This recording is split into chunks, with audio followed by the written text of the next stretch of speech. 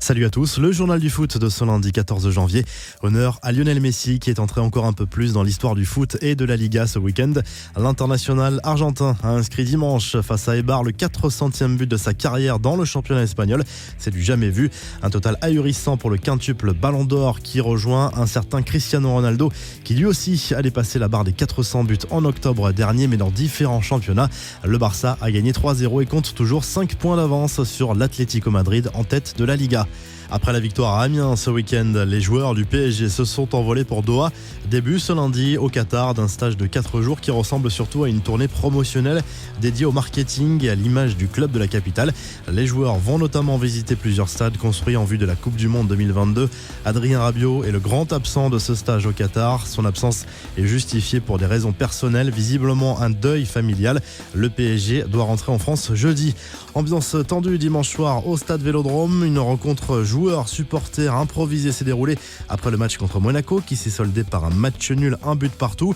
Steve Mandanda, Luis Gustavo et d'autres ont tenté de discuter avec les supporters. Échange tendu, des insultes ont fusé. Certains joueurs ont été visés par des objets et un pétard comme Florian Thauvin qui a finalement été exfiltré par des stadiers. Tout au long de la soirée, on a vu des banderoles hostiles dans les tribunes du Vélodrome. La Gazette du Mercato, le PSG s'active pour boucler rapidement le dossier du milieu de terrain d'Everton, Idrissa Gueye. Le Sénégalais a déjà discuté avec Thomas Tuchel. Le club anglais réclame 30 millions d'euros. Le champion de France en propose 20 pour le moment. Mario Balotelli, lui, est encore loin du stade Vélodrome. L'Italien est bien la priorité offensive de l'OM pour cet hiver, mais l'attaquant de l'OGC Nice se montre gourmand financièrement. Balotelli souhaiterait gagner au minimum 500 000 euros par mois. Monaco tente d'obtenir la signature de Michy Batshuayi, revenu prématurément à Chelsea après un prêt manqué à Valence. L'international belge souhaite visiblement rejoindre la principauté et Yohan Cabaye cherche un nouveau club. Le milieu de terrain français a été libéré comme 2 autres joueurs par le club d'Al Nasser. Quelques infos en bref et en images. La blessure de Karim Benzema touché à la main lors de la victoire du Real Madrid sur la pelouse du Betis Séville dimanche. Karim Benzema souffre d'une fracture de l'auriculaire. Sa période d'indisponibilité n'a pas été évoquée dans le communiqué. Neymar, lui, s'est confié sur beIN Sport au sujet de sa relation avec son entraîneur Thomas Tuchel. Nous avions discuté 2 fois avant le mondial et j'avais pu voir que c'était quelqu'un de différent qui voulait amener l'équipe très haut. C'est quelqu'un de très tranquille mais qui demande beaucoup.